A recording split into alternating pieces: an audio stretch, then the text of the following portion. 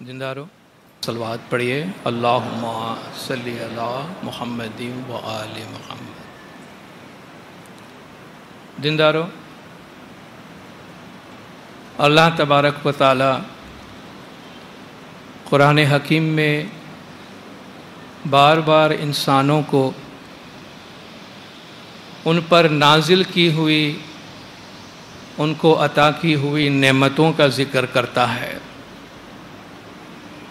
اور ان نعمتوں کے لیے اللہ کا شکر گزار رہنے کا بھی حکم دیتا ہے۔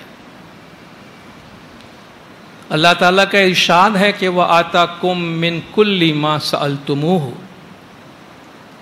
تم نے جو کچھ بھی مانگا وہ ہم نے تمہیں دیا ہے۔ وَإِن تَعُدُّوا نِعْمَةَ اللَّهِ لَا تُحْصُوهَا، اگر تم اللہ کی نعمتوں کو گننے جاؤ گے تو کبھی بھی اس کا شمار نہیں کر سکو گے۔ فَبِأَيِّ آلَاءِ رَبِّكُمَا تُكَذِّبَانِ، بار بار ریپیٹ کیا گیا کہ اللہ تعالیٰ کی کون کون سی نشانیوں کو اور کون کون سی نعمتوں کو تم جھٹلاؤ گے، اور ہر نعمت کے لیے شکر کا حکم دیا گیا ہے، مگر اللہ تعالیٰ قرآن حکیم میں یہ بھی بار بار فرماتا ہے کہ وَقَلِيلٌ مِّنْ عِبَادِيَ الشُّكُورُ، میرے بہت تھوڑے بندے ہیں جو واقعی شکر کرتے ہیں۔ شکر کرنا تمہارے اپنے فائدے میں ہے۔ وَلَئِن شَكَرْتُمْ لَأَزِيدَنَّكُمْ، اگر تم شکر کرو گے تو ہم تمہیں اور بڑھا دیں گے نعمتوں کو۔ وَمَن يَشْكُرْ فَإِنَّمَا يَشْكُرُ لِنَفْسِهِ، جو شکر کرتا ہے وہ اپنی ہی ذات کے لیے، اپنے فائدے کے لیے شکر کرتا ہے، وہ اپنے ہی فائدے کے لیے، اپنے مفاد کے لیے اللہ کے آگے شکر گزاری کا اظہار کرتا ہے۔ شکر کرنے کے 3 طریقے ہیں۔ کوئی آپ پہ کچھ مہربانی کرتا ہے، کچھ نعمتیں آپ کو دیتا ہے، تو ایک تو آپ زبان سے کہتے ہیں بہت بہت شکریہ، ایک آپ اس کے ساتھ ساتھ دل کی گہرائیوں سے اس کی قدردانی کا بھی اظہار کرتے ہیں کہ میں دل سے کہتا ہوں، میں محسوس کرتا ہوں کہ تمہارا مجھ پہ بڑا احسان ہے۔ اور تیسرا شکر یہ ہے کہ جو سب سے بڑا شکر ہے کہ جو نعمت دی گئی ہے وہ نعمت دینے والے کی مرضی کے مطابق جس پرپس کے واسطے دی گئی ہے اس پرپس کے لیے اس کا استعمال کیا جائے۔ اگر کوئی مجھے تعلیم میں مدد کرتا ہے تو میں زبان سے بھی شکر کروں، دل سے بھی شکر کروں، مگر بہترین شکر یہ ہے کہ میں بہترین تعلیم حاصل کر کے اور اس تعلیم کا بہترین استعمال کر کے اس منعم، اس نعمت دینے والے کا میں شکر کروں۔ کوئی مجھے ایک زمین کا ٹکڑا دیتا ہے، میں زبان سے شکر کروں، دل سے شکر کروں، لیکن میں اس زمین کے ٹکڑے پہ محنت کر کے، ہل چلا کے، بیج بو کر، بہترین فصل لا کر اپنی زندگی کو بہترین بناؤں، تو وہ اس منعم کا، نعمت دینے والے کا سب سے اچھا شکر ہے۔ تو اللہ تبارک و تعالیٰ نے جو نعمتیں ہمیں دی ہیں، ان نعمتوں کا بہترین شکر یہ ہے کہ اس کی مرضی کے مطابق ان نعمتوں کا استعمال کیا جائے، ان نعمتوں کے مطابق اپنی زندگی گزاری جائے۔ اپنی ایک آیت، اپنا ایک معجزہ جو ہماری زندگی میں ہر روز جس کا ہم تجربہ کرتے ہیں، اللہ تبارک و تعالیٰ نے اس کو اپنا ایک معجزہ کہہ کر ہمیں یاد دہانی کروائے۔ وَمِنْ آيَاتِهِ أَنْ خَلَقَ لَكُم مِّنْ أَنفُسِكُمْ أَزْوَاجًا، اس کی آیات، اس کے معجزات میں سے یہ معجزہ ہے کہ اس نے تمہارے لیے، تمہارے نفس میں سے ازواجن، ایک جوڑا بنایا ہے، مرد کے لیے عورت، عورت کے لیے مرد، لِتَسْكُنُوا إِلَيْهَا، تاکہ تم اس میں سکون حاصل کرو، وَجَعَلَ بَيْنَكُمْ مَوَدَّةً وَرَحْمَةً، اور تم دونوں کے درمیان، مرد اور عورت کے درمیان ہم نے محبت پیدا کی ہے، ہم نے رحمت پیدا کی ہے۔ تو یہ جو انسانی جوڑے کا رشتہ اللہ نے سماج میں بنایا ہے، اللہ فرماتا ہے یہ محبت ہے اس کے اندر، اس میں رحمت ہے، اور اس میں ایک دوسرے کے لیے سکون ہے۔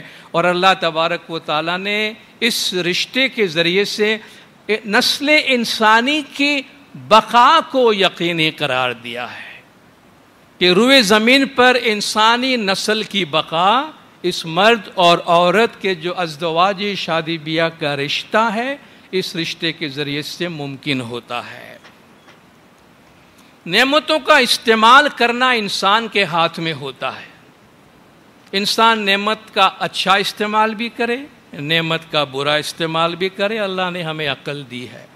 زمین کا ٹکڑا مجھے ملا ہے، میں اچھی فصل پیدا کروں یا زہریلے پودے اگاؤں، یہ میرے ہاتھ میں ہے۔ اللہ نے مجھے ایک گھرانہ دیا ہے، اس گھرانے کو میں جنت بنا کے رہوں یا اسی کو اپنے لیے میں مسائل کا منبع بنا ڈالوں، اسی کو میں زمین پہ جہنم بنا ڈالوں، یہ میرے ہاتھ میں ہے۔ تو اللہ تبارک و تعالیٰ نے ہمیں عقل دی ہے، اور اس عقل کا استعمال کرتے ہوئے اللہ تبارک و تعالیٰ کی جو نعمت ہمیں ملی ہے اسے اللہ تبارک و تعالیٰ کی مرضی کے مطابق اور سب کے فلاح اور بہبود کے لیے استعمال کرنا چاہیے۔ شادی بیاہ کا جو رشتہ ہے وہ مولانا نے بھی فرمایا ایک اہم سماجی ذمہ داری ہے۔ اس رشتے کے ساتھ بہت سارے کمٹمنٹ، بہت ساری ذمہ داریاں لگی ہوئی ہے، اس لیے جب بھی ہم اس رشتے میں جاتے ہیں تو اس میں بہت ہی سوچ سمجھ کر اور بہت ہی سنجیدگی کے ساتھ جانا چاہیے۔ سرکار مولانا حاضر امام شاہ کریم الحسینی صلوات اللہ علیہ نے مولانا شادی بیاہ کے رشتے کے بارے میں کئی فرامین مبارک فرمائے ہیں، جس میں مولا نے فرمایا کہ ہم نہیں چاہتے کہ ہمارے روحانی بچے سوچے سمجھے بغیر ہلکے دل سے اور جلد بازی سے شادی کریں۔ شادی ایک بہت اہم ذمہ داری ہے، ایک ڈیسٹینی ہے۔ آپ اپنے سامنے اپنا ایک مقدر لیتے ہیں۔ مولا نے فرمایا اس کے ساتھ بہت ساری ذمہ داریاں وابستہ ہے۔ جب تک آپ ان جو ذمہ داریوں کو قبول کرنے کی پوزیشن میں نہیں ہے تب تک مولا فرماتے ہیں آپ اس رشتے میں اپنے آپ کو نہ باندھیں۔ اور وہ ذمہ داری کیا ہے؟ مولا نے فرمایا ایک مضبوط، خوشحال اور متحدہ، مضبوط، اسٹرانگ، ہیپی اور یونائٹڈ فیملی بنائے رکھنے کے واسطے آپ اپنی پوری کوشش کریں گے۔ جب تک وہ آپ کی پلاننگ میں نہیں ہے، جب تک وہ آپ کی ذمہ داری میں نہیں ہے تو مولا فرماتے ہیں آپ ہلکے دل سے شادی کے رشتے میں کہ جیسے بس چلو بھائی سب کرتے تو ہم بھی کر لیتے ہیں، کیا ہوتا ہے دیکھ لیتے، شادی کیا چیز ہے، یہ اس طریقے سے شادی نہیں کی جاتی۔ مولا نے فرمایا ہم یہ نہیں دیکھنا چاہتے کہ نوجوان لڑکے اور لڑکیاں شادی کریں، سال دو سال کے بعد کہیں جی ہم سے ایک بڑی غلطی ہو گئی، ہم اس کو ختم کرنا چاہتے ہیں، ان میں جھگڑے ہونے شروع ہو جاتے ہیں، وہ ایک دوسرے سے الگ ہونا شروع ہو جاتے ہیں۔ مولا نے فرمایا ہم یہ نہیں دیکھنا چاہتے ہیں، اس لیے شادی کے رشتے میں، اس بندھن میں اپنے آپ کو باندھنے سے پہلے اچھی طریقے سے اپنی ذمہ داریوں کو جان لیں، سمجھ لیں، تھوڑا دیکھ لیجئے آگے کہ کیا ذمہ داری آنے والی ہے، اور اس کے بعد آپ اس کے لیے فیصلہ کریں۔ یہ دو زندگیوں کا ہی سوال نہیں ہے۔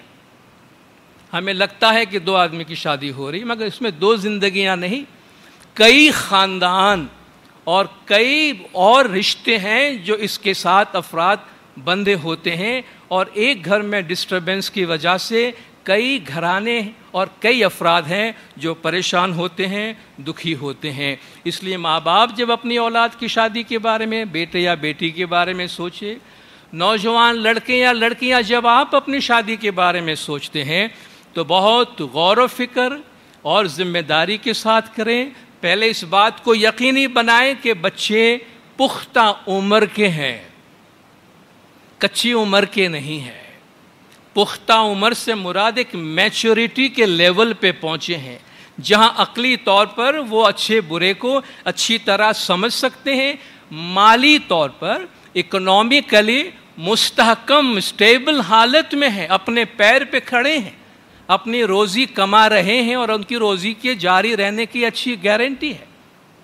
تو پختہ عمر ہو، ایک میچور اس کی عمر کا لیول ہو. چونکہ شادیاں جہاں جہاں ٹوٹی ہیں، بہت زیادہ ٹوٹی ہے، ان کے سروے کے مطابق ایک رپورٹ یہ بھی ہے کہ جو شادیاں بہت کم عمری میں ہوتی ہے یا پختہ عمر تک پہنچنے سے پہلے جو شادیاں کی گئی ہیں وہ زیادہ ٹوٹ جاتی ہے.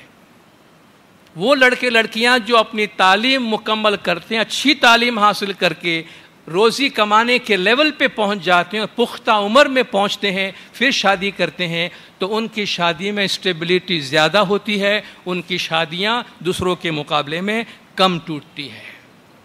تعلیم معقول حد تک ہو. میں نہیں کہتا کہ تعلیم مکمل ہو جانی چاہیے. مولانا نے فرمایا تعلیم مکمل نہیں ہوتی ہے کبھی، پوری زندگی تعلیم مکمل نہیں ہوتی، مگر کم از کم اس لیول تک ہماری تعلیم ہو کہ جہاں ہم مالی طور پر خود کفیل ہو سکیں. آپ کا بیٹا یا آپ کی بیٹی تعلیم کے اس لیول تک پہنچے کم از کم کہ جہاں وہ اپنی روزی خود کمانے کے قابل ہو، تاکہ خدا نہ خواستہ کل کوئی برا وقت بھی آئے تو اپنے پیروں پہ کھڑے رہے. نہ صرف یہ بلکہ جس خاندان میں بھی ہو وہ مالی طور پر بھی اس خاندان کو سپورٹ کر سکے، خود کفیل ہو، اور اپنی ذمہ داریوں کے لیے کمٹمنٹ کرنے کے لیے، ذمہ داریوں کو اٹھانے کے لیے وہ اچھی طرح سے سمجھدار اور میچور ہو. شادی سے پہلے ہی، منگنی سے پہلے ہی پوری معلومات حاصل کر لیں. بہت سے گھرانے میں پرابلم یہ ہوتا ہے، جی ہم سے یہ بات چھپائی گئی، ہم سے یہ پہلے نہیں کہا گیا، یہ بات پہلے ڈکلیئر نہیں کی گئی. خدا کے لیے پہلے سے چاہے اتنی اچھی معلومات حاصل کر لیں، اور خدا کے لیے جسے ہم کہتے ہیں اخلاق کے معیار پہ رہیں. کوئی ایسی بات ہے جو شادی کے پہلے ہی بتا دینی چاہیے تو پلیز بتا دیجئے. کوئی ایسی بات اپنے بیٹے یا اپنی بیٹی کے بارے میں یا اپنے بارے میں چھپا کے نہ رکھیں کہ جو ایکسپلوسیو ہو، کہ شادی کے بعد جس کا پتہ چلنے سے دھماکہ ہونے والا ہو. تو خدا کے لیے یہ ساری باتیں کھلی کتاب کے لیے پہلے ہی کر لیجئے. جو بھی ایگریمنٹ کرنا ہے وہ شادی سے پہلے کر لیجئے، ایک دوسرے کو اچھی طرح سمجھ لیجئے، اور جلد بازی سے کام نہ لیں، پوری معلومات حاصل کر لیں. والدین بچوں کی شادی کے لیے جلد باز نہ بنے. نہ صرف بچے جلد باز نہ بنے، بچے جلد باز بنتے ہیں تو ماں باپ ان کو سمجھانے کی کوشش کرے. خاص طور پر دیکھا گیا ہے کہ لڑکیوں کی ماں باپ کو بڑی جلدی ہوتی ہے کہ بس لڑکی بڑی ہو رہی ہے، اچھا رشتہ آیا ہے فوراً کرا دو. ان کو یہ ڈر ہے کہیں میری بیٹی کنواری نہ رہ جائے، بس جلدی جلدی ان کو، وہ سمجھتے ہیں بس بیٹی کو بیاہ دیا، بچے کو شادی کر دی تو بس ہماری ذمہ داری ختم ہو گئی. جیسے دنیا میں وہ صرف اسی کام کے واسطے آئے ہیں کہ بچوں کی جلدی شادیاں کرا کے فارغ ہو جائیں. شادی ہوئی کہ نہ ہوئی تو ان کو بھی دادا بننے، دادی بننے، نانا بننے، نانی بننے کا شوق ہو جاتا ہے. وہ اپنا شوق پورا کرنے کے واسطے بچوں کی زندگیوں کے ساتھ کھیل رہے تھے. بھئی میں دنیا سے جاؤں اس سے پہلے میں دادا بن جاؤں یا دادی بن جاؤں. آپ دادا بنے یا دادا دادی نہ بنے، پلیز بچوں کو ان کی زندگیاں جینے دیں. آپ ان کی زندگی کو دیکھیں، آپ اپنے آپ کو نہ دیکھیں. تو شادی کرنے کے معاملے میں جلد بازی نہ کرے. آپ کے بیٹے یا بیٹی کی شادی سے زیادہ اہم بات ان کی تعلیم ہے. بیٹی یا بیٹے کی شادی سے بہت زیادہ اہم بات تعلیم ہے. تعلیم ایک گارنٹی ہوتی ہے ان کے مستقبل کے واسطے. آج آپ جانتے ہیں کئی بچیوں کی شادیاں ادھوری تعلیم سے کرا دی جاتی ہے. جی سامنے والوں نے کہا ہے پڑھائیں گے بھی اور نوکری بھی کرائیں گے. شادی کرنے کے بعد پتہ چلا نہ پڑھاتے ہیں نہ نوکری کراتے ہیں، بس بچے ہو گئے، بس وہ سنساری بن گئی. آدھی تعلیم جو کچھ تھی ختم ہو گئی، گھر میں مسائل پیدا ہونا شروع ہو گئے. تو پلیز اپنے بچوں کے ساتھ ایسا نہ کریں. بچوں کو پڑھنے دیجئے، معقول حد تک پڑھیں، اس کے بعد ایک سمجھداری کی عمر میں جا کر آپ یہ فیصلہ کریں. بچوں کی شادی سے بڑھ کر بھی دنیا میں بہت سے اہم کام ہیں جن کی طرف ہم توجہ دیں. ہر کام، جو بھی کام ہم چھوٹا بڑا کرتے ہیں اس میں ایک پلاننگ ہوتی ہے، ایک منصوبہ بندی ہوتی. آپ گھر میں ہر روز کا کھانا بھی بناتے ہیں نا، اس کھانے کے لیے بھی آپ تھوڑا سا منصوبہ بندی کرتے ہیں. آج یہ پکانا ہے تو اس میں آپ کو کیا انگریڈینٹس چاہیے، اس میں آپ کو آٹا چاہیے کہ چاول چاہیے کہ دال چاہیے کہ مسالہ چاہیے، پلاننگ کرتے ہیں نا. کچن میں جا کے کھڑے ہو گئے, جو ہاتھ میں ہے سب اٹھا کے ڈال دیا برتن میں, جو پکا پکے گا, دیکھا جائے گا کیا پکتا ہے. کھانا اس طرح نہیں پکاتے ہیں نا.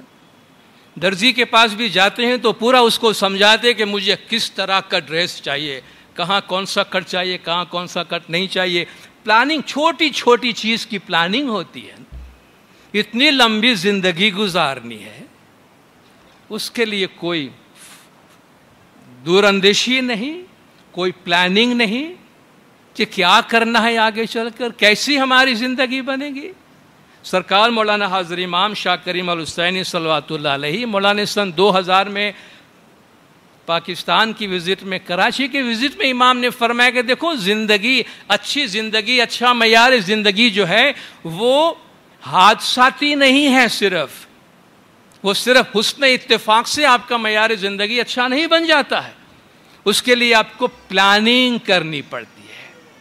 مولا فرماتے ہیں ہمارے روحانی بچے یہ پوچھیں گے, سوچیں گے, حاضر امام جس طرح بول رہے ہیں کہ آپ اتنے لمبے عرصے کی پلاننگ کرے, ہمارے سمجھ میں نہیں آتا. مولا نے فرمایا دیکھو میں تمہارے ذہن میں صرف اتنی بات ڈالنا چاہتا ہوں, I want to leave in your minds the men in the جماعت and the women in the جماعت.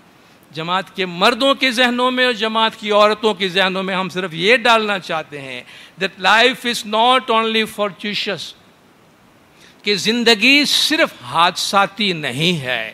It is not only accidental, زندگی حادثاتی نہیں ہے, صرف زندگی صرف حسن اتفاق سے اچھی نہیں بن جاتی, but with careful intelligent thinking, احتیاط سے اور دانش مندی کی سوچ سے you can build better futures for yourselves, and I would like you to keep this in mind today. اپنا اچھا مستقبل بنانے کے واسطے مولا نے فرمایا بہت ہی احتیاط سے اور بہت ہی دانش مندی سے آپ کو سوچنے کی ضرورت ہے. تو جب آپ شادی کے بندھن میں اپنے آپ کو باندھتے ہیں, منگنی کے بھی پروسیس میں ہوتے ہیں, تو ایک کہتے ہیں اپنے لائف کا ایک فلائٹ پلان ہوتا ہے. ایک فلائٹ پلان کم سے کم تھوڑا خاکہ ہوتا ہے. ایک پائلٹ جب ہوائی جہاز اڑاتا ہے, ایک ڈیسٹینیشن سے دوسرے ڈیسٹینیشن پہ جاتا ہے, اس کے سامنے ایک فلائٹ پاتھ ہوتا ہے. مجھے یہاں سے اڑان بھرنی ہے, مجھے وہاں جا کے لینڈ کرنا ہے, میں اتنے سپیڈ پہ اوپر جاؤں گا, میرا یہ الٹیٹیوڈ ہوگا, مجھے اس میں اتنے ایندھن کی ضرورت ہے, میں نے اتنا ایندھن اس میں سنبھالا ہے, میں اتنے ہائٹ پہ جاؤں گا, اتنے بجے پہنچوں گا, اتنے بجے اتروں گا, درمیان میں مجھے کیسے موسم ملنے والے اس کی بھی معلومات ہوتی ہے اس کے پاس. اگر خدا نہ خواستہ موسم خراب ہو گیا تو مجھے کیا کرنا ہے, خدا نہ خواستہ ہنگامی حالت ہو گئی تو مجھے جہاز کو, پیسنجر کو, اپنے آپ کو کیسے سنبھالنا ہے, یہ سب اس کے ذہن میں ہوتی ہے بات. تو ہم اپنی زندگی کا جب اڑان بھرتے ہیں, تھوڑا بہت ایک فلائٹ پلان تو ہمارے پاس, وہ کیسے ماں باپ بنیں گے, کیسے شوہر, کیسے بیوی بنیں گے, بچوں کا کیا ہوگا, کتنے بچے ہوں گے, ان کی تعلیم کا کیا ہوگا, ان کی پرورش کا کیا ہوگا, ان کو کس راستے پہ ہم ڈالنا چاہیں گے. تھوڑا بہت, اور خدا نہ خواستہ ہمارے آپس میں نا اتفاقیاں ہوئی, غلط فہمیاں ہوئی, تو کس طرح اس ایمرجنسی میں اپنے آپ سے ہم ان کو نپٹائیں گے, یہ سب ہماری نظروں کے سامنے ہونا چاہیے. مولا فرماتے ہیں انٹیلیجنٹ تھنکنگ. ارے بھائی کر لو نا شادی, دیکھا جائے گا, بعد میں دیکھا جائے گا. اس کے بعد جو بعد میں دیکھتے ہیں وہ پتہ چلتا ہے کہ بعد میں کیا ہوتا ہے. لک بیفور یو لیپ. بھائی چھلانگ تو لگاؤ, دیکھ تو کہاں گرتے ہو تم, تمہیں کیا پتا کہاں گرنے والے ہو. سریا پہ جا کے گرو گے یا دریا میں گرو گے, پہاڑ پہ گرو گے, جھاڑی پہ گرو گے, کشن پہ گرو گے, درخت پہ گرو گے, تمہیں نہیں معلوم. دیکھو تو صحیح گہرائی کتنی ہے, اور گرنے کے بعد چوٹ آنے والی ہے, تمہیں کوئی پکڑنے والا بھی ہے. بھائی چھلانگ تو لگاؤ, دیکھا جائے گا. عام طور پہ شادی ہے, بھائی شادی کرا دو, سب ٹھیک ہو جائے گا. وہ تو ایک نئی زندگی, نئی دنیا, نئی کہانی کا آغاز ہوتا ہے. تو بہت سوچ سمجھ کے, آنکھیں بند کر کے چھلانگ لگانے کی چیز نہیں ہے. اچھی طریقے سے دیکھ لیجئے کیا ذمہ داریاں ہم اٹھا رہے ہیں. اگر وہ ذمہ داریاں اٹھانے کو تیار نہیں ہے تو شادی کے لیے نہ بولنے میں کوئی حرج نہیں ہے, کوئی عیب نہیں ہے, کوئی برائی نہیں ہے. یہ ذمہ داری اٹھانا ہے، اپنے اندر اتنا کانفیڈنس پیدا کرے کہ نہیں میں ابھی تیار نہیں ہوں، جب تیار ہوں گا.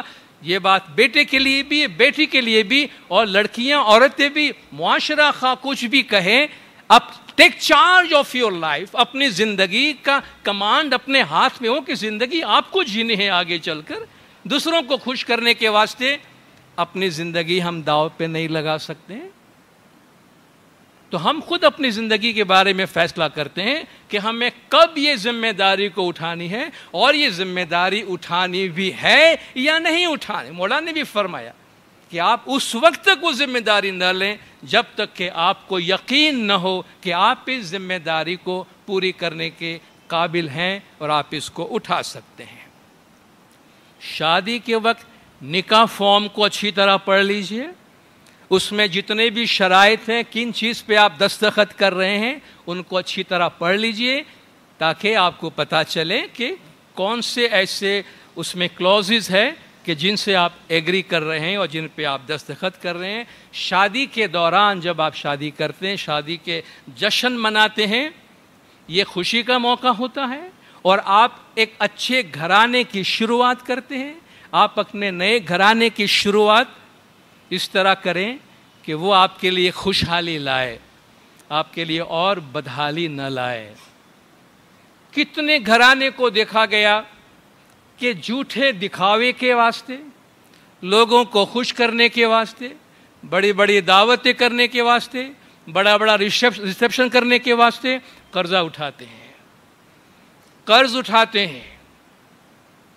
وہ 4 دن کی چاندنی ختم ہو گئی تو پھر رونا دھونا شروع ہو گیا کہ میں بھی مقروض، میری بیوی بھی مقروض، میرا بچہ ہوا وہ بھی قرضے میں ہے.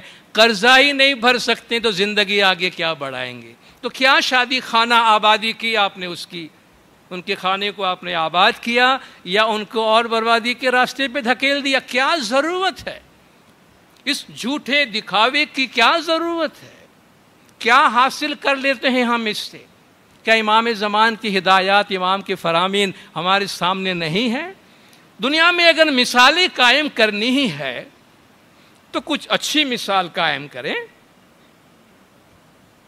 سب سے ہٹ کے مثال قائم کریں کہ میں لوگوں کو دکھاتا ہوں کہ میں یہ سارے دھام دھوم کے بغیر بھی اپنے اولاد کی شادی کر سکتا ہوں. اور یاد رکھیے دنیا اس کی قدر کریں گے، دنیا اس کی تعریف کریں گے، آپ کو برا بھلا نہیں کہیں گے. تو خدا را یہ قرضے وغیرہ لے کر اپنے آپ کو اور اپنی اولاد کی جو مستقبل ہے ان کو آپ مشکلات میں نہ ڈالیں. شادی کے بعد جب آپ پیرنٹس بننے کی تیاری کرتے ہیں، جب بھی آپ ڈیسائیڈ کرتے ہیں کہ آپ پیرنٹس بننا چاہتے ہیں، تو آپ سمجھ سکتے ہیں پیرنٹس بننا ایک بہت بڑی ذمہ داری ہے. یہ بات ایڈوائزبل ہوگی، ایک اچھا مشورہ ہوگا. پیرنٹس بننے سے پہلے اچھے پیرنٹنگ کی ٹریننگ لے لیجیے. آج کل ماشاءاللہ جماعتوں میں بھی پیرنٹنگ کی ٹریننگ دی جاتی ہے. آپ اچھے ماں باپ، اچھے والدین کیسے بن سکتے ہیں، بچوں کی دیکھ بھال کیسے کی جاتی ہے، وہ پورا ایک سائنس ہے، وہ پورا ایک علم ہے. اس کی تھوڑی سی ٹریننگ لے لیں تو ہم بہتر والدین بن سکیں گے.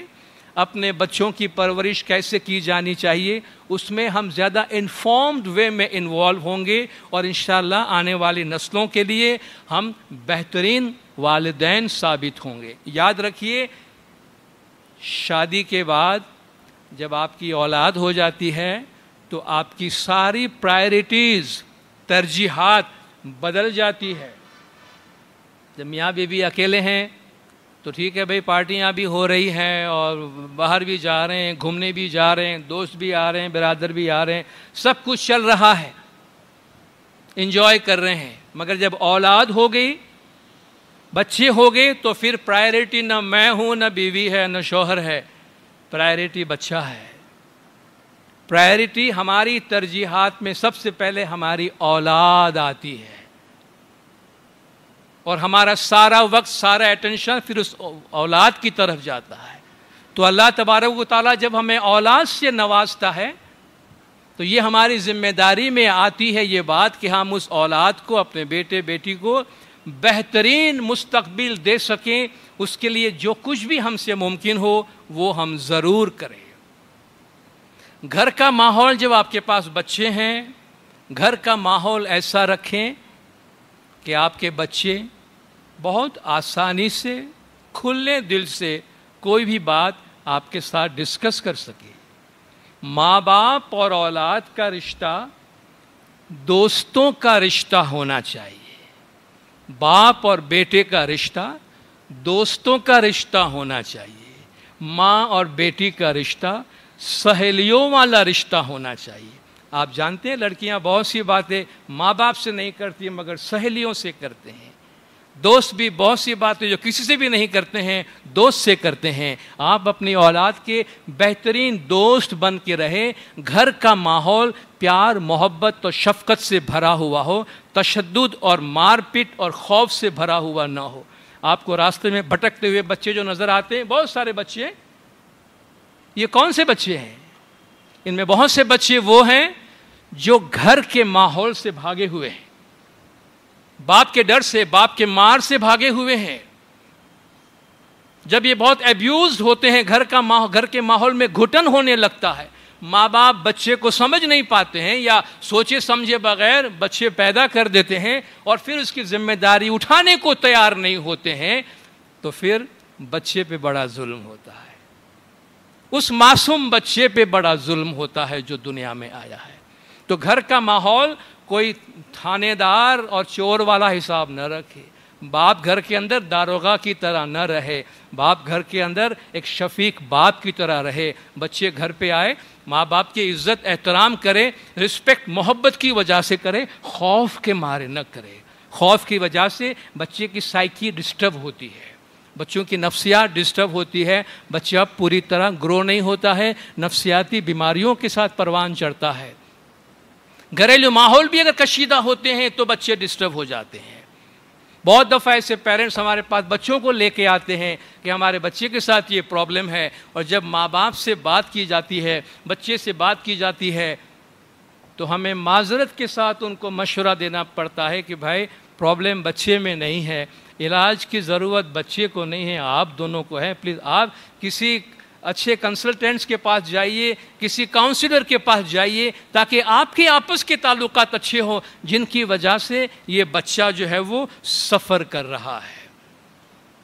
تو گھر کا ماحول پیار محبت اور شفقت سے بھرا ہوا ہو، فرسٹریشن کا ماحول، شکست خوردگی جسے آپ کہتے ہیں، بچے گھر میں فرسٹریٹڈ محسوس نہ ہو، ڈیڈی سے کوئی بات نہیں کر سکتا، امی سے کچھ بول نہیں سکتا، کسی کے پاس ٹائم نہیں ہے میرے لیے۔ کتنی دفعہ بچے کہتے ہیں مما ڈیڈی کو میرے لیے کہاں پہ ٹائم ہے، وہ اپنے آپ میں پڑے ہوئے ہیں۔ اگر یہ حال گھر کا ہوتا ہے تو پھر اچھا رشتہ اور اچھی فیملی پروان نہیں چڑھتی ہے۔ اس لیے میں عرض کرتا ہوں ہماری پرائرٹی شادی کے بعد اولاد کی طرف جاتی ہے، اور ماں باپ اولاد کو کوالٹی ٹائم دیں۔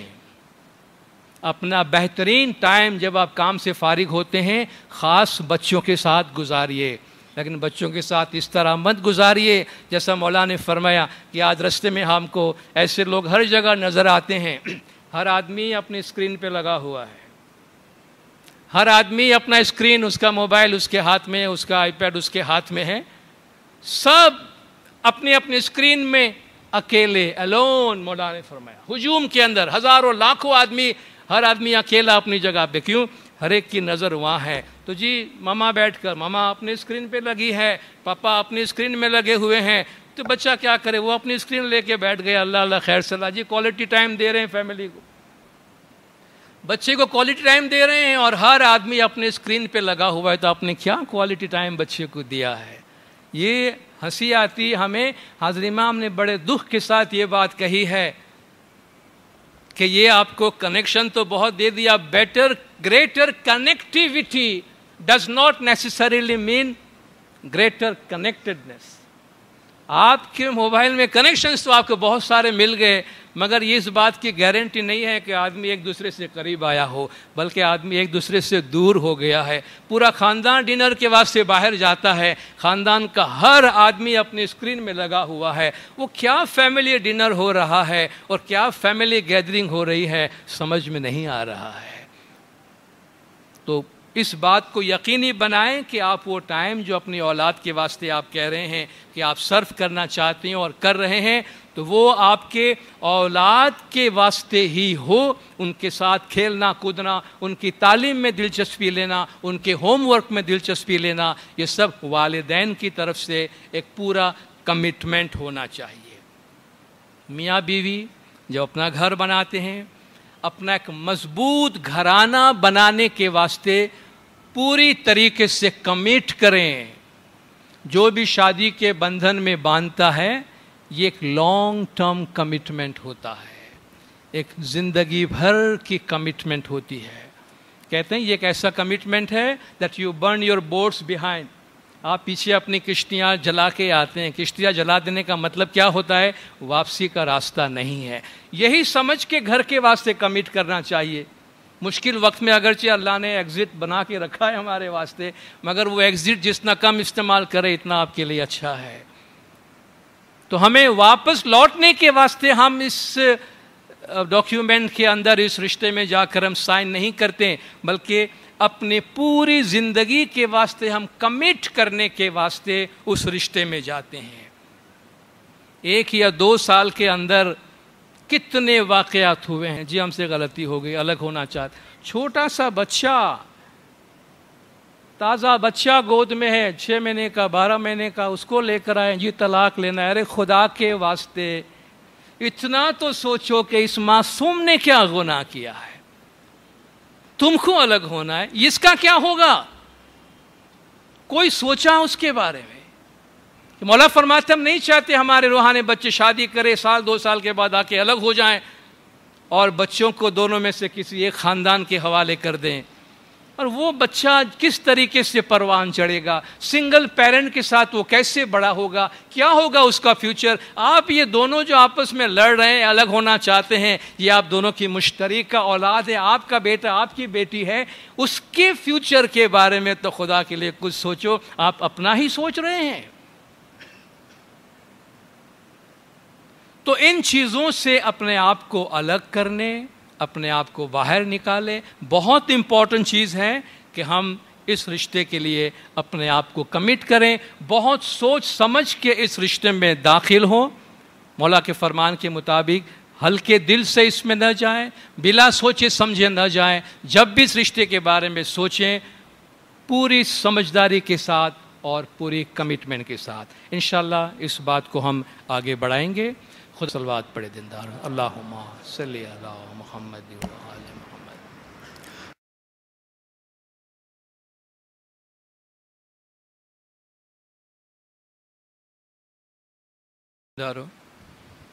نور مولانا شاہ کریم الحسینی حاضر امام کے مبارک نام پر صلوات پڑھیے. اللہم صلی علی محمد و آل محمد. تندارو جو رشتے ہم بناتے ہیں وہ رشتے درختوں کی طرح ہوتے ہیں. آپ نے دیکھا ہے جب درخت کے بیج ڈالے جاتے ہیں یا چھوٹے چھوٹے پودے لگائے جاتے ہیں تو بہت ساری چیزوں کا دھیان رکھنا پڑتا ہے. وہ زمین کیسی ہے، اس کو پانی برابر ملتا ہے یا نہیں، اس کو ہوا کی ضرورت ہے، اس کو گرمی کی ضرورت ہے، جنگلی جانوروں سے ان کو بچانا بھی پڑتا ہے، اور پھر ان کو ایک اچھے مالی کے سپورٹ کی، اچھے مالی کی دیکھ بھال کی ضرورت ہوتی ہے. بالکل اسی طریقے سے خاندان کو پروان چڑھانے کے لیے ہمیں بہت ساری چیزوں کا دھیان رکھنا پڑتا ہے. آپ نے درختوں کے حوالے سے دیکھا ہوگا کہ جب درخت لگائے جاتے ہیں، ایون پودے بھی لگائے جاتے ہیں، تو سارے پودوں کو، سارے درختوں کو ایک ہی جگہ لا کے جمع نہیں کیا جاتا. آپ نے عمارتوں کو دیکھا ہے، عمارتوں کے پلرز ہوتے ہیں، یہ سارے پلرز ایک جگہ لا کے جمع نہیں کر دیے جاتے ہیں. پلرز میں اسپیسنگ ہوتی ہے، 2 پلر کے درمیان جگہ ہوتا ہے، پھیلایا جاتا ہے. درختوں کے درمیان بھی اسپیسنگ ہوتی ہے، جگہ رکھی جاتی ہے تاکہ ہر درخت کی جڑ جو ہے وہ زمین سے اس کو اتنی جگہ میسر آئے جہاں سے وہ اپنا نرشمنٹ، اپنا کھانا، اپنا پانی حاصل کر سکے. تو جب ہم خاندان کی بنیاد رکھتے ہیں اور جس خاندان میں ہم زندگی گزار رہے ہیں، یاد رکھیے خاندان کے افراد کے اندر بھی تھوڑی تھوڑی اسپیسنگ کی ضرورت ہوتی ہے، تھوڑی تھوڑی جگہ کی ضرورت ہوتی ہے، تھوڑی تھوڑی آزادی کی ضرورت ہوتی ہے، تھوڑی تھوڑی ان کی پرسنل لائف کی رسپیکٹ کرنے کی ضرورت ہوتی ہے۔ اس طریقے سے خاندان مضبوط ہوتا ہے۔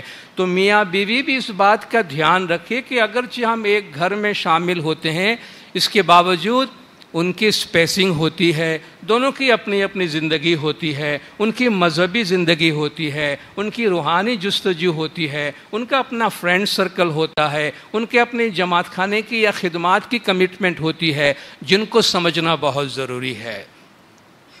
تو خاندان میں سب جگہ کو ایک ریوڑ کی طرح ایک جگہ جمع کرنا مقصد نہیں ہوتا، بہت رسپیکٹ اور انڈرسٹینڈنگ کے ساتھ ان کے درمیان تھوڑی تھوڑی سی جگہ کو بھی جو ہے وہ مینٹین کرنا چاہیے تاکہ اس میں صحت آئے، اس میں اسٹیبلٹی آئے۔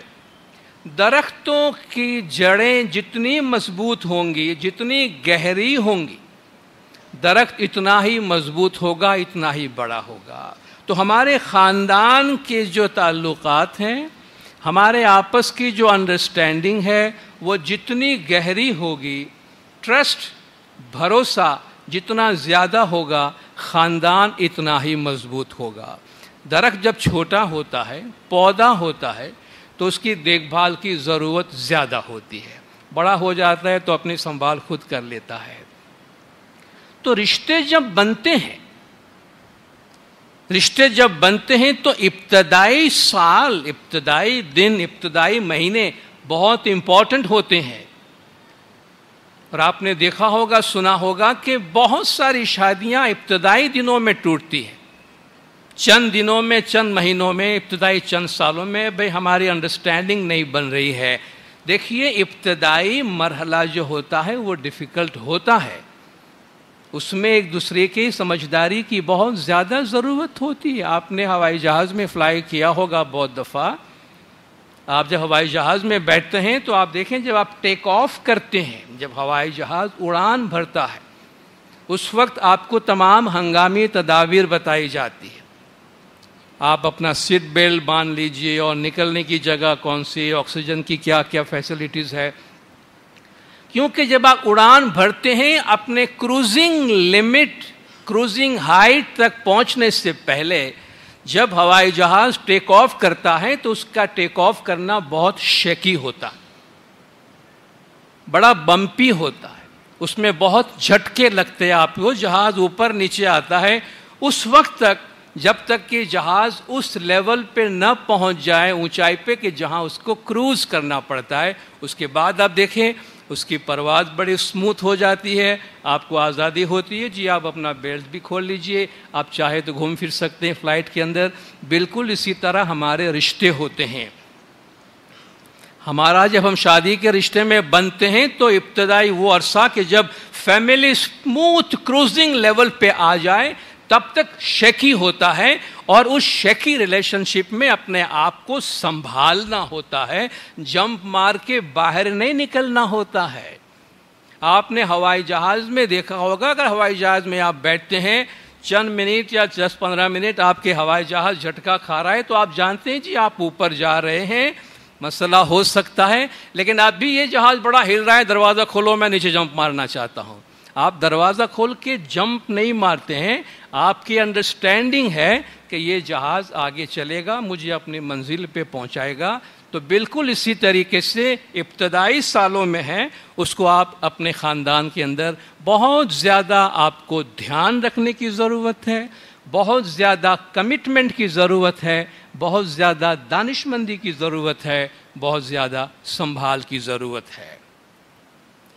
درخت آپ کو ہر موسم میں اپنی جگہ پہ کھڑا ہوا نظر آتا ہے اور ہر موسم میں اپنے آپ کو ایڈجسٹ کرتا ہے۔ بڑا درخت آپ نے دیکھا ہوگا، بارش ہے تب بھی ایڈجسٹ کر لیا، بادل ہے تب بھی ایڈجسٹ کر لیا، برف باری ہے تب بھی ایڈجسٹ کر لیا، دھوپ ہے تب بھی ایڈجسٹ کر لیا، بہار ہے تب بھی ایڈجسٹ کر لیا، خزاں ہے تب بھی ایڈجسٹ کر لیا۔ اپنی جگہ پہ اپنا لباس بدلتا رہتا ہے مگر مضبوطی سے کھڑا رہتا ہے۔ تو خاندان بھی بالکل اسی طریقے سے جب آپ مضبوطی سے اپنے فیملی کو سنبھالتے ہیں، اس پہ مختلف موسم گزرتے ہیں اور ان تمام موسم میں اپنے آپ کو ایڈجسٹ کرنا یہ ہماری ذمہ داری ہے۔ موسم خراب ہونے پر درخت جو ہے وہ اپنے آپ گرنا شروع نہیں کرتا بلکہ بڑی مضبوطی سے اپنے آپ کو سنبھالتا ہے۔ تو خاندان پہ ہر قسم کے موسم گزرتے ہیں اور ان تمام موسم میں اپنے آپ کو سنبھالے رکھنا اور اس میں ایڈجسٹ کرنا ہم سب کے لیے بہت ضروری ہے۔ ایک بات کا ہمیشہ خیال رکھیے گا، خاص طور پر میاں بیوی، اسپاؤسز، گھر کے دوسرے ممبرز بھی مگر میاں بیوی، ایگو آپ سمجھتے ہیں، میں پنا، انا، انسان کی اپنی ذاتی جھوٹی بڑائی ہے، وہ چھوٹی چھوٹی بات جس میں کوئی دم نہیں ہے اس کو بہت بڑی بنائی دی جاتی ہے اور پھر اس بیسس پہ گھر توڑنے تک بات آ جاتی ہے۔ چھوٹی چھوٹی بات میں گھمنڈ کا مظاہرہ نہ کرے، چھوٹی چھوٹی بات پہ ایگو، اپنے انا، میں کیوں سوری بولوں، میں کیوں معافی مانگوں، میرا کیا قصور ہے، وہ پہلے سوری بولے۔ سوری بولنے والا، معافی مانگنے والا چھوٹا نہیں ہوتا ہے، بڑا ہوتا ہے۔ آپ کو سوری بولنے یا نہیں بولنے کا مسئلہ نہیں ہے، مسئلہ گھر کو سنبھالنا ہے۔ یہ سوری بولنا، معافی مانگ لینا، معذرت کر لینا، اس میں ہماری اپنی بھلائی ہے اور اس سے ہم گھر کو سنبھال لیتے ہیں، خاندان کو سنبھال لیتے ہیں، رشتے کو سنبھال لیتے ہیں۔ بعد میں بڑا افسوس کرتے ہیں جا کر، چھوٹی سی بات تھی، اگر سوری بول لیا ہوتا تو کیا ہوتا، لیکن بات بہت دور نکل چکی ہوتی ہے۔ اپنی زبان پہ قابو رکھے، اپنے غصے پہ قابو رکھے۔ غصہ ایک پل کی نادانی ہوتی ہے، ایک پل کی نادانی ہوتی ہے اور زندگی بھر ہم کو رلاتی ہے، زندگی بھر ہمیں پشیمان کرتی ہے اور پریشان کرتی ہے۔ اس لیے غصے کے عالم میں اپنے آپ پہ قابو رکھیں، اور خدا نہ خواستہ اگر ہم سے کچھ ہو بھی گیا غصے کی حالت میں تو ہمارا ذہن ٹھکانے آنے کے بعد پہلا کام یہ کرے کہ معافی مانگ لے، معذرت کر لے۔ یہ معافی مانگنا تو ولی اولیاء اور پیغمبروں کی صفات ہے، یہ ہمیں بڑا ہی بناتی ہے، یہ ہمیں چھوٹا نہیں بناتی ہے۔ ایک دوسرے کے احترام، رسپیکٹ کا بڑا خیال رکھے۔ قرآن شریف میں اللہ تبارک و تعالیٰ نے بڑی خوبصورت مثال دی ہے شوہر اور بیوی کے لیے۔ اللہ تعالیٰ فرماتا ہے کہ ہن لباس لکم وانتم لباس لہن، تمہاری بیویاں تمہارے لیے لباس ہیں اور تم ان کے لیے لباس ہو۔ تمہاری بیویاں تمہارے لیے لباس ہیں اور تم ان کے لیے لباس ہو۔ اچھا، اب یہ لباس کا کیا کام ہے؟ بہت کام ہوتا ہے آج ہمارے زمانے میں، لیکن اللہ تبارک و تعالیٰ فرماتا ہے کہ لباس بھی میں نے تم کو دیا ہے، اور اس لباس میں دو اہم خوبیاں ہیں جو اللہ فرماتا ہے میں نے لباس کے ساتھ تم کو دی ہے۔ یا بنی آدم قد انزلنا علیکم لباسا یواری سوآتکم وریشن، اے آدم کی اولاد، ہم نے تمہارے واسطے لباس اتارا ہے، اس سے تم اپنے ستروں کو ڈھانپتے ہو، اس سے تم اپنی شرم کو چھپاتے ہو، وریشن، اور یہ تمہارے واسطے زینت بھی ہے۔ وَلِبَاسُ التَّقْوَىٰ ذَلِكَ خیر، تقویٰ کا لباس وہ سب سے بڑا، سب سے اچھا لباس ہے۔ تو اللہ تعالیٰ نے کیا دو خوبیاں بیان کی، ہم کپڑے کیوں پہنتے ہیں؟ اللہ نے فرمایا سب سے پہلے تم اپنی شرم چھپاتے ہو، اور دوسری بات اس میں تمہاری زینت بھی ہے، یعنی کپڑے سے تمہاری شرم چھپی رہتی ہے اور ساتھ ساتھ تم اپنے آپ کو اچھے دکھنے کے قابل بھی بناتے ہو. یہ دو خوبیاں ہیں اللہ تعالیٰ فرماتا ہے جو لباس کے ساتھ ہے.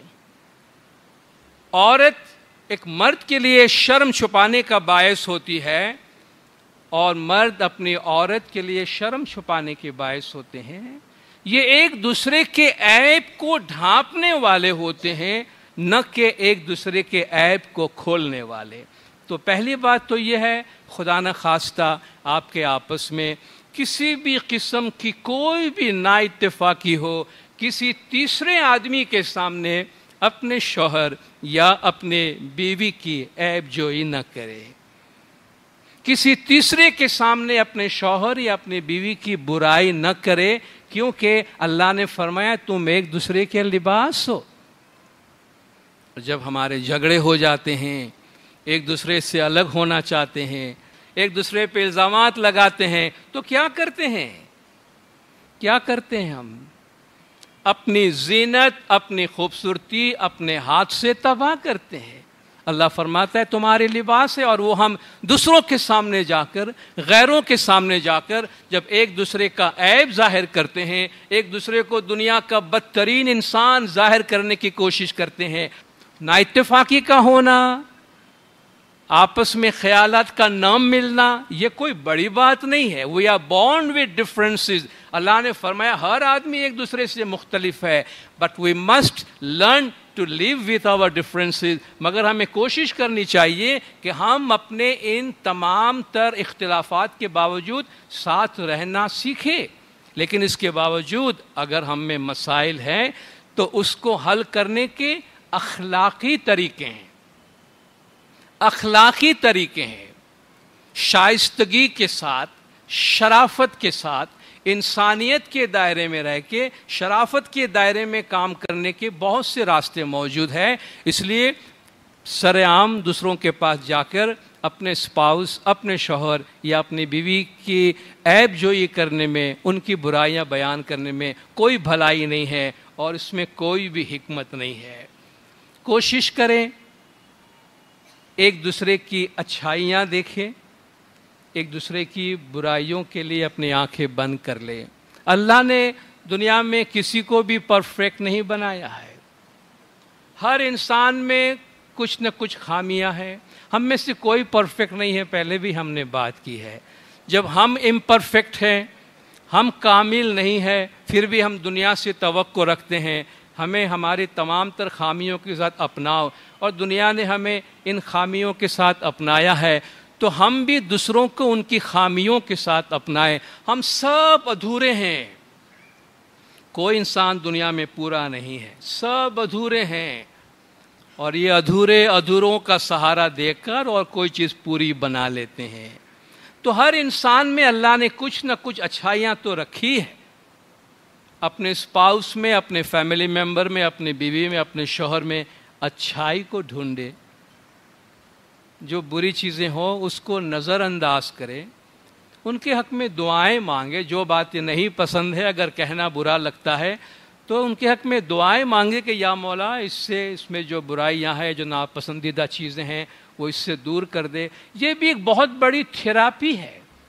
یہ بھی ایک بہت بڑا علاج ہے اور یہ روحانی کوشش جو ہماری ہے ہمارے گھروں کو ہمارے خاندان کو مضبوط سے مضبوط تر بناتی ہے. اگر ہم اتنا مان لیں اتنا سمجھ لیں کہ ہر انسان کو اس کی خامیوں کے ساتھ ہمیں اپنانا ہے تو ہمارے 90% مسائل حل ہو جائیں گے. انڈیا کے سابق پریزیڈنٹ ڈاکٹر ابوالکلام کہتے ہیں کہ اپنی سوانح عمری میں اس نے ایک بات لکھی اپنے بچپن کی. اس نے کہا کہ ایک رات میرے ڈیڈی کام کر کے باہر سے گھر پر آئے اور وہ زمانہ تھا کہ بھئی مرد کام کر رہا ہے باہر سے آتا ہے گھر آتا ہے اور بیوی گرما گرم روٹی بنا کے ٹیبل پہ رکھتی ہے اور شوہر جو ہے وہ کھاتا ہے. یہ اس زمانے کا یہ رواج ہوتا تھا. کہ میرے والد صاحب باہر سے آئے کھانے کے ٹیبل پہ بیٹھے میری اماں نے روٹیاں بنا کے ٹیبل پہ رکھی اور ہم نے دیکھا کہ روٹیاں جل گئی تھی. روٹیاں جلی ہوئی تھی اور میری ماں بہت شرمندہ تھی. میری ماں بہت شرمندگی کے عالم میں میرے ڈیڈی سے کہہ رہی تھی کہ معاف کرنا، آج میرا دھیان نہیں رہا، روٹیاں جل گئی ہے پلیز. بہت وہ معافی کی حالت میں تھی. تو کہتے ہیں میرے ڈیڈی نے کہا کہ ارے تم کیوں پریشان ہو رہی ہو؟ روٹیاں جل گئی تو کیوں پریشان ہو رہی ہو؟ تمہیں تو معلوم ہے مجھے جلی ہوئی روٹیاں کتنی پسند ہیں. تمہیں تو معلوم ہے جلی ہوئی روٹی تو میں خاص شوق سے کھاتا ہوں، مجھے کتنی پسند ہے. کھانا کھا لیے، فارغ ہو گئے.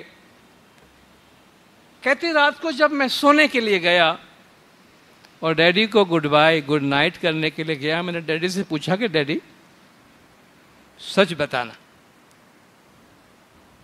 ڈیڈی سچ بتانا کہ واقعی آپ کو جلی ہوئی روٹی پسند ہے یا اماں کا ماما کا دل رکھنے کے واسطے آپ نے یہ بات کہی تھی؟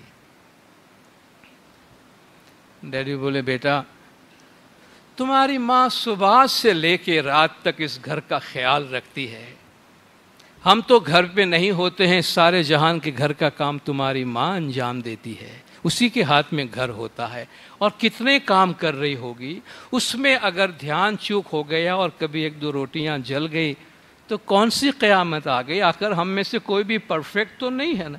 بیٹا تم میں کتنی خامیاں ہیں، مجھ میں کتنی خامیاں ہیں، ہم سب ایک دوسرے کی خامیوں کو برداشت کر کے ایکسیپٹ کر کے اپنے امپرفیکٹ اپنی ناقص زندگیوں کے ساتھ ہم سب گزار رہے ہیں نا. ہمیں لوگوں میں پرفیکشن نہیں دیکھنا چاہیے، لوگوں کو ان کی خامیوں کے ساتھ ہی قبول کرنا چاہیے. بس اگر ایک دوسرے کو ان کی خامیوں کے ساتھ ہی قبول کرنا ہم سیکھ لیں، ہم جب کسی کی خامی کو ریجیکٹ کرتے مجھے یہ خامی نہیں چاہیے تو گویا ہم یہ کہنا چاہتے کہ مجھ میں کوئی خامی نہیں ہے، اس لیے میں کسی کی خامی ایکسیپٹ نہیں کر سکتا. اور آپ سمجھ سکتے ہیں کہ وہ انسان کتنا سچا ہوگا دنیا میں جو یہ کہنا چاہتا ہے کہ اس کے اندر کوئی خامی نہیں ہے. جب اللہ نے فرمایا کہ ہر انسان میں خامی ہے تو وہ انسان سچ کیسے بولے گا جو کہہ رہا ہے کہ مجھ میں کوئی خامی نہیں ہے؟ تو جب ہم دوسرے کی خامی قبول کرنے کو تیار نہیں ہوتے ہیں تو ہم یہ سمجھ رہے ہوتے ہیں کہ ہم میں کوئی خامی نہیں ہے. اور اگر ہمیں اتنا معلوم ہو جائے کہ میں بھی تو ٹوٹا پھوٹا ہوں، میں بھی تو ناقص ہوں، مجھ میں بھی تو ہزاروں خامیاں ہیں، لوگ مجھے برداشت کر رہے ہیں، تو مجھے ان خامیوں سے بھرے ہوئے لوگوں کے ساتھ ہی زندگی گزارنی ہے. زندگی بنا لینا یہ ہمارے ہاتھ میں ہے، ایڈجسٹ کرنا یہ ہمارے ہاتھ میں ہے. اگر ہم چاہیں کمٹ کریں تو یہ کام ضرور ہو سکتا ہے. خاندان کی بنیاد روحانیت پہ رکھیں، عبادت بندگی جماعت خانے کی حاضری، ہمارے اقدار پہ خاندان کی بنیاد رکھیے، مادی سوچ پہ خاندان کی بنیاد نہ رکھیں.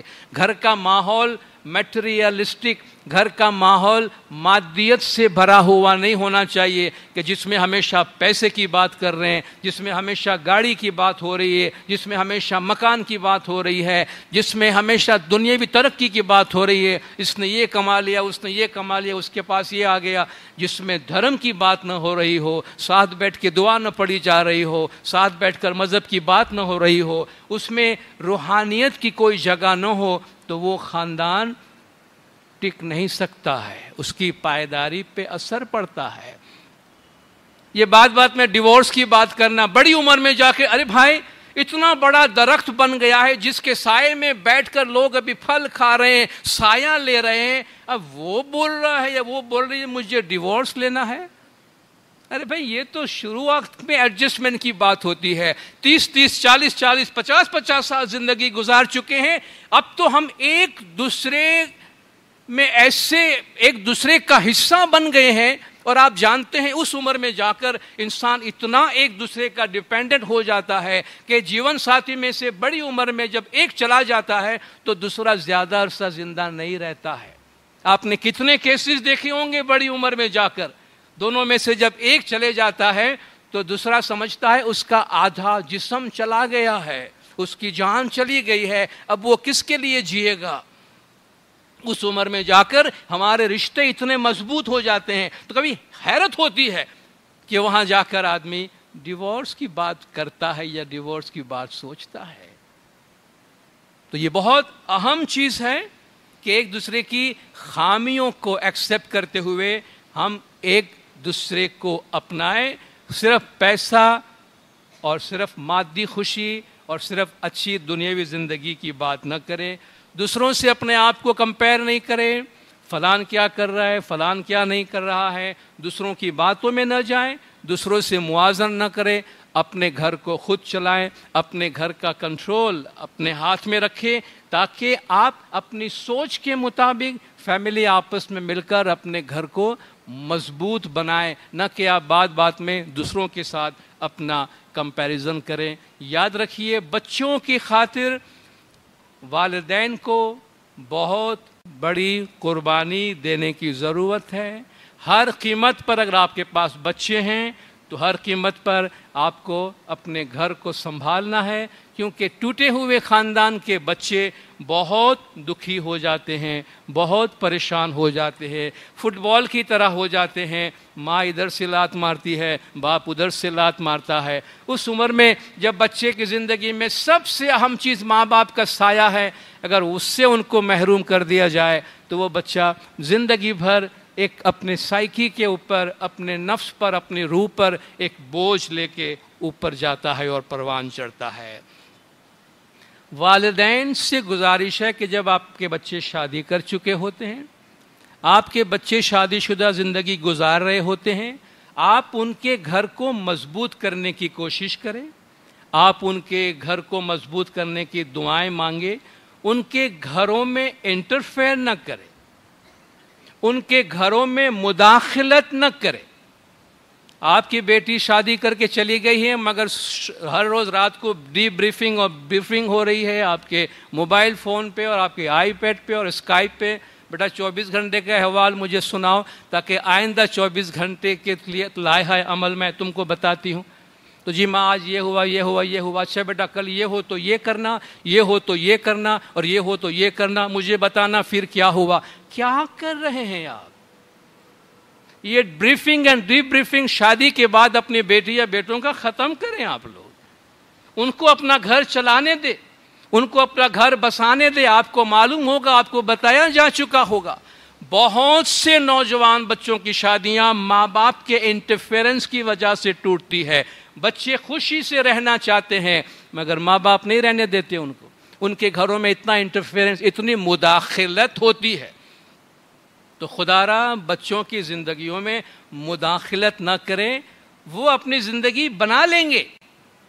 ان کے لیے دعائیں کریں، مدد کریں. اچھا مشورہ ہے تو ٹھیک ہے، لیکن بیٹے یا بیٹی کی زندگی کا ریموٹ کنٹرول اپنے ہاتھ میں رکھنے کی کوشش نہ کریں.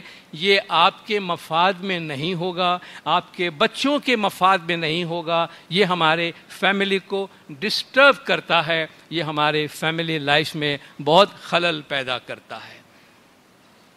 جب کسی کی بیٹی بیاہ کے آپ کے گھر آتی ہے جو آپ کی بہو ہے، یاد رکھیے جب آپ اپنی بیٹی کی شادی کراتے، اگر آپ کی بیٹی ہے، آپ اپنی بیٹی کی شادی کراتے ہیں تو آپ اپنی بیٹی کے بارے میں کیا سوچتے ہیں، کیا امید ہوتی ہے، کیا تمنائیں ہوتی ہے؟ یہ کہ میری بیٹی کو ایک اچھا سکھی سنسار ملے جہاں میری بیٹی کو کوئی تکلیف نہ ہو. تو جس کی بیٹی آپ کے گھر میں آئی ہے نا، ان کی ماں باپ کی بھی یہی تمنا ہے جو تمنا آپ کی اپنی بیٹی کے واسطے ہوتی ہے. خدا را یاد رکھیے گا، پڑھائی بیٹی اگر آپ کے گھر میں آئی ہے تو اپنی بہو کو بیٹی کی طرح سمجھے. اگین میں آپ سے کہتا ہوں، خامیاں سب میں ہوتی ہے، ہر انسان میں خامیاں ہیں. خامیوں کے ساتھ انسان کو قبول کرنا یہ بہت بڑی بات ہوتی ہے. تو جب اپنی بیٹی کے لیے ہم ہر قسم کے سکھ کی تمنا رکھتے ہیں تو آپ کے گھر میں جو پرائی بیٹی آئی ہے، آپ یاد رکھیے وہ بھی کسی کی بیٹی ہے، ان کی بھی یہی تمنا ہے. اور کوشش کریں ان کے ماں باپ کی جو تمنا ہے وہ آپ اس گھر میں ان کو پوری کر دیں تاکہ وہ بچی یہاں پہ خوش رہے. ہماری جماعتوں میں بزرگوں کا بہت بڑی تعداد ہے، ہمارے گھروں میں بزرگ ہوتے ہیں. مولانا حاضر امام کو بزرگوں کی ایک باوقار زندگی گزارنے کے بارے میں بہت فکر ہے، اور یہ ہماری ذمہ داری ہے کہ ہم جماعتوں میں اپنے بزرگوں کا احترام کریں، ہو سکے اتنا ان کا خیال رکھیں. آپ نے حال ہی میں اعلان بھی سنا، آپ کو اگر معلوم ہو، آپ جانتے ہیں آپ کے آس پاس کوئی بزرگ اکیلی زندگی گزار رہے ہیں، آپ ان کی خیریت پوچھتے رہیں، آتے جاتے خیریت دریافت کریں۔ اگر وہ آپ کو نظر نہیں آئے تو جا کے پوچھ لیجئے کہ وہ خیریت سے ہے، چونکہ آپ جانتے ہیں اس عمر میں انسان جب اکیلا ہوتا ہے تو بہت سارے اس کی بیماریوں کی وجہ سے ولنریبل ہوتا ہے، خطرات سے گھرا ہوا ہوتا ہے، اور ان کا خیال رکھنا، ان کا دھیان رکھنا یہ ہماری ذمہ داریوں میں ہے۔ آخر میں بچوں سے ایک بات گزارش کروں گا، ہم نے سب کے لیے بات کی، ماں باپ کی قدر کریں، جس طرح ہم نے ماں باپ سے کہا کہ وہ آپ کی قدر کریں، وہ آپ کا دھیان رکھیں، آپ ماں باپ کا خیال رکھیں، ماں باپ کی قدر کریں۔